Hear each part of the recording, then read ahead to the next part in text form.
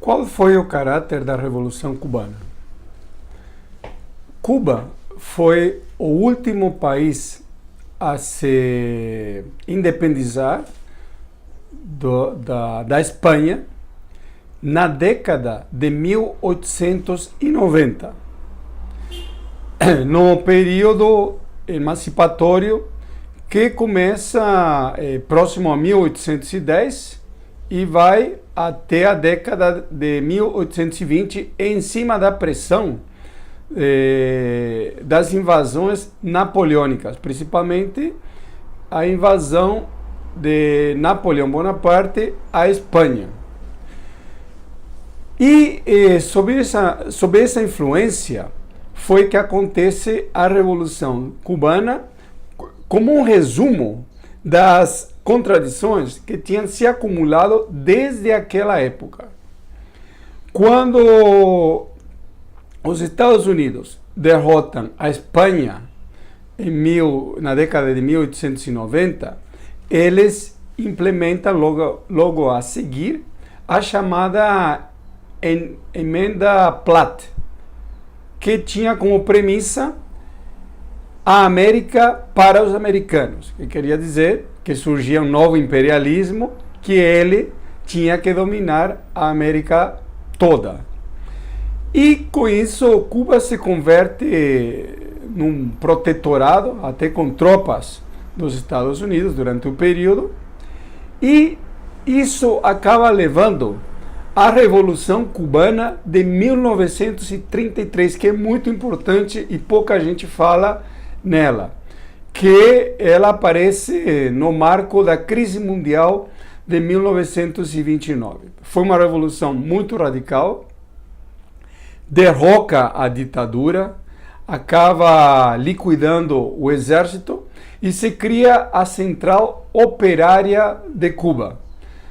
A classe operária ela atuou como uma força importante, teve uma autonomia relativa, mas ela ficou muito presa à influência do Partido Comunista cubano, que estava muito influenciado naquele momento pelas políticas do chamado terceiro período do stalinismo, que era uma política ultra esquerdista, que caracterizou a direção pequeno-burguesa revolucionária da época, que liderou essa revolução, como semifascista. Só que logo a seguir, em cima da mudança de política que veio depois com as frentes populares, o stalinismo em Cuba fez um governo de frente popular com o futuro ditador Fulgêncio Batista. Então, em cima desse acúmulo de fatos, acontece a Revolução Cubana de 1959 a 1962. Então, quando o Fidel Castro se apresenta como um continuador de José Martí, que foi o herói da Revolução de Independência contra a Espanha, e também um poeta muito importante cubano, de fato, o que ele está querendo dizer é que houve uma continuidade das lutas anteriores e ele realmente se apresenta como um resumo dessas contradições como um todo. Fato muito importante envolvendo o próprio Fidel Castro foi o assalto ao quartel Moncada, em 1953, na província de Oriente de Cuba. Fracassa, vários insurretos morrem, Fidel Castro é preso, só que logo depois, um juiz, José Urrutia, acaba libertando Fidel Castro e outros, sob a alegação de que qualquer insurreição contra uma ditadura não deveria ser punido. Esse mesmo Urrutia acabaria se convertendo no primeiro presidente de Cuba logo após o triunfo da Revolução em 1959. Fidel Castro vai para o México rapidamente, onde forma um grupo de exilados para voltar a Cuba para lutar contra a ditadura. eles compram um iate no México, só que eles estavam infiltrados pelos serviços de inteligência cubanos com a ajuda da CIA. Quando eles desembarcam em Cuba, eles acabam sendo completamente massacrados e sobram 12 futuros guerrilheiros. Aí eles se movimentam para a Sierra Maestra e o grande ponto aqui é a influência do movimento de massas. Existia uma situação de ampla putrefacção do regime, as contradições sociais tinham aumentado de maneira muito exagerada, inclusive, e o governo estava caindo aos pedaços, a ditadura de Fulgêncio Batista. Aí acontece uma série de situações pelas quais o movimento guerrilheiro acaba crescendo. E uma força importantíssima, fundamental desse processo foi a classe operária cubana, principalmente dos engenhos açucareiros e o proletariado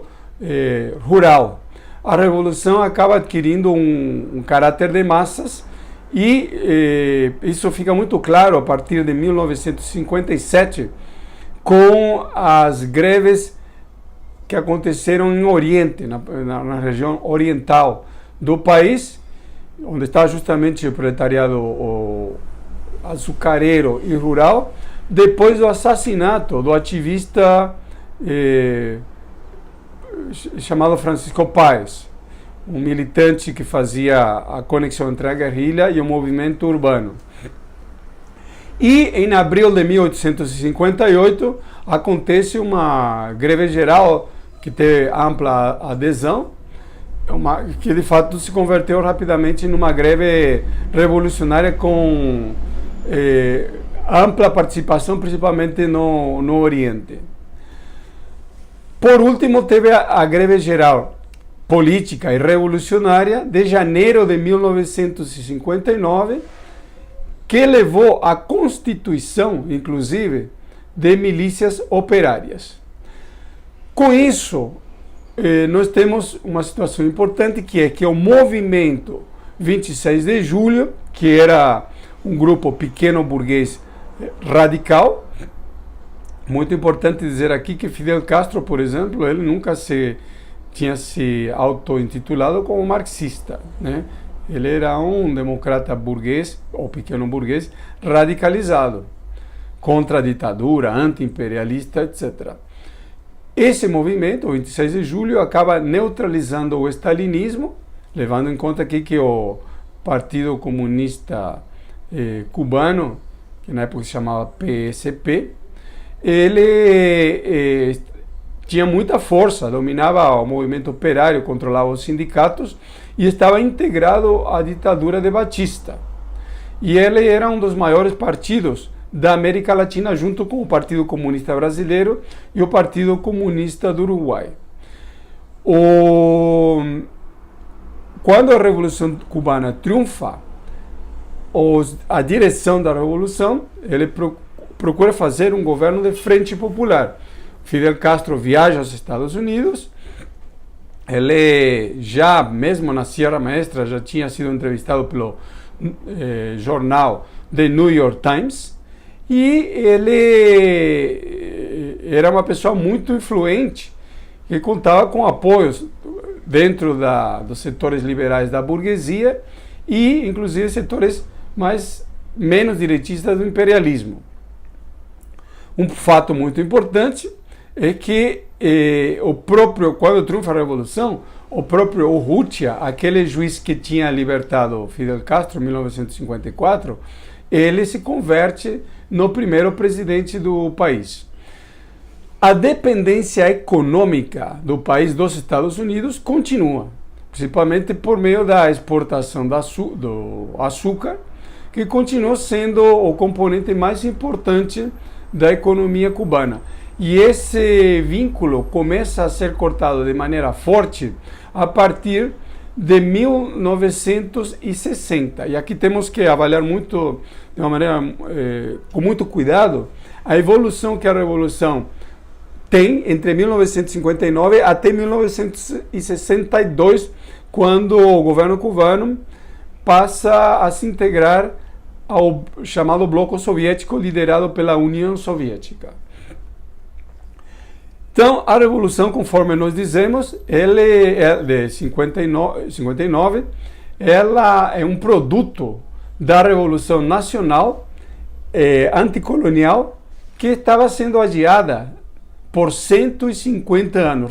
reforçando aqui que Cuba era o país que, por último, se independizou da Espanha. E a Revolução de 59 também sofreu a influência direta da Revolução de 1930 a 1933, que teve uma forte participação da classe operária, que foi derrotada, e do golpe aplicado pelo imperialismo na Guatemala em 1954 contra o presidente nacionalista Jacobo Arbenz, quando na época o próprio governo nacionalista de Arbenz e o Partido Comunista da Guatemala, influenciado pela política soviética de alianças com o imperialismo, se negou a armar os trabalhadores e principalmente a armar a classe operária. As expropriações que aconteceram em Cuba a seguir de 1959, elas em grande medida foram ditadas pela necessidade de adotar medidas contra a desagregação da economia. Como, por exemplo, houve uma forte pressão do movimento camponês pela realização da reforma agrária, que foi realizada imediatamente, inclusive com a desapropriação de grandes empresas norte-americanas. E também existe o fato, um fato bastante importante, de que houve uma enorme marcha, um pouco após o triunfo da Revolução, em janeiro de 59, das prostitutas em La Habana, que tinha ficado sem emprego, porque Cuba, na época, funcionava como uma espécie de prostíbulo dos Estados Unidos. Então, nesse sentido, o regime foi pressionado pelo movimento de massas para a esquerda, numa situação em que o país se encontrava controlado por grandes empresas norte-americanas, e, em um certo momento, o governo se viu contra a parede e foi obrigado a adotar uma série de medidas contra empresas petrolíferas que não estavam refinando o petróleo mais, e dessa maneira o país estava se paralisando por causa da falta de combustíveis. Então, essa radicalização do movimento de massas levou o governo cubano à esquerda e impôs, pela própria situação, da mesma maneira que em outras situações revolucionárias isso acabou acontecendo, como por exemplo com o próprio chavismo a partir do golpe fracassado em 2002. Bom, mas impôs, por exemplo, o surgimento de comitês populares. Esses comitês populares tiveram muita força, levando inclusive à instituição de comitês de julgamento de torturadores, nos quais o Che Guevara teve um papel importante, mas ele acabou sendo até passado por cima, onde os torturadores mais ferozes foram fuzilados em cima da pressão popular. Em 1961, acontece a invasão promovida pelo governo do presidente Kennedy, com a CIA à cabeça, chamada de invasão da Baía dos Porcos, onde os Estados Unidos, por meio de mercenários cubanos e de outros países latino-americanos principalmente, tentaram criar uma cabeça de ponte na praia da Baía dos Porcos e a partir daí invadir Cuba. Só que a radicalização da Revolução foi tanta que foram mobilizadas mais de 1 milhão de pessoas, e dessa maneira a invasão foi totalmente derrotada e os prisioneiros foram trocados por remédios. Então a desmoralização do imperialismo foi gigantesca. Aí se acelera a aproximação com a União Soviética e com isso nós tivemos um ponto muito importante que foi a crise dos mísseis em 1962. Os soviéticos tinham colocado mísseis em Cuba e há uma negociação entre o governo de Nikita Khrushchev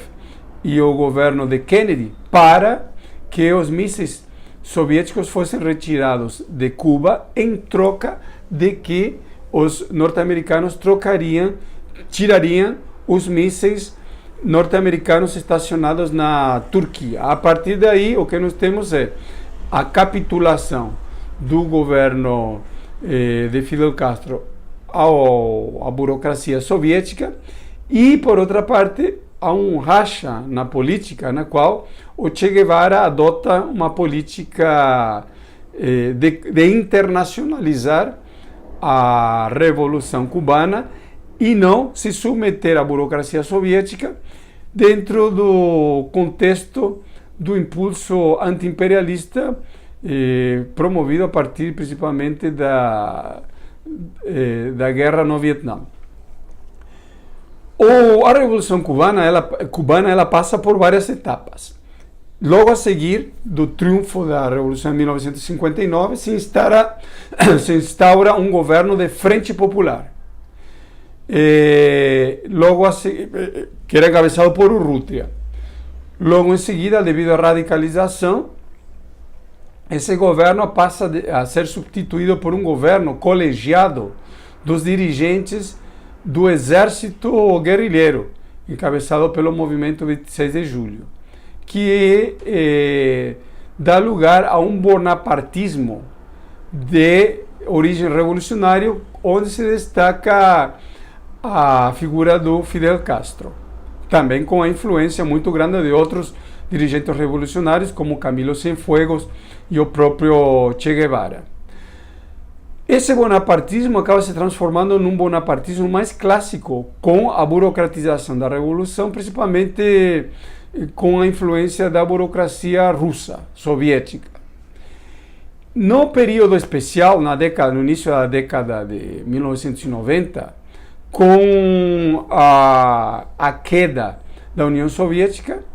se tem um bonapartismo já tradicional, encabeçado pelo próprio Fidel, que o governo cubano passa a segurar mais as rédeas em cima da crise econômica fenomenal que se abateu sobre o regime e a pressão da direita cubana para derrocar o governo. E pouco depois isso dá lugar a um regime já mais coletivo, apoiado nas Forças Armadas, com o irmão de Fidel Castro, com Raúl Castro, à frente do governo cubano. E nós temos agora também o fato da renúncia de Raúl Castro, que está dando lugar a um regime mais à la chinesa, onde o governo cubano está tentando aplicar em Cuba o modelo chinês. O esgotamento da Revolução Cubana ele acontece com o fracasso do foquismo na década de 60, que basicamente leva ao chão as experiências promovidas pelo Che Guevara e os seguidores, e também pelo fracasso da OLAS, Organização Latino-Americana de Solidariedade, onde todas as experiências guerrilheiras na América Latina e em outros países fracassam, e que acaba levando ao enquadramento da burocracia cubana à burocracia soviética, com a adoção de políticas amplamente conciliadoras, que acabam se aprofundando devido também, inclusive, à dependência econômica de Cuba da União Soviética, a qual se acelera na década de 70, onde Cuba passa a depender de uma ajuda aproximada de 3 bilhões de dólares dos soviéticos por ano, e também da própria pressão da crise econômica mundial sobre a União Soviética, que passou no período de Brezhnev a se focar no petróleo e no gás, e assim como a adoção, a contração de empréstimos financeiros dos bancos imperialistas. Em 1965, um fato muito importante, que foi o grande levante popular na República Dominicana, onde a capital Santo Domingo cai no poder dos revolucionários, só que essa revolução ela é esmagada a ferro e fogo pelos Estados Unidos, que invade o país com 40 mil mariners e acaba implantando ditaduras militares em toda a América Latina a partir dessa invasão e da ditadura militar brasileira de 1964. A diretização da burocracia cubana fica muito clara quando Fidel Castro viaja a Chile em 1971, em apoio total ao governo de Allende, que era um socialista apoiado pelo Partido Comunista chileno,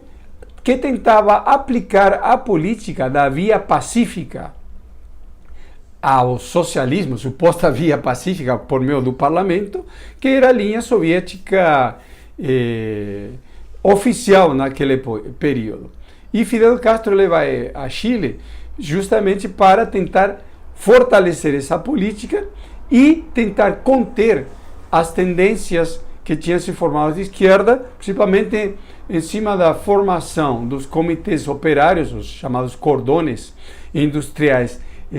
no Chile, e o armamento da população. Portanto, se trata de uma política de contenção da revolução, e Salvador Allende, de fato, ele acaba tentando uma segunda etapa do fracasso do que tinha acontecido também em 65 na Indonésia, com Suharto,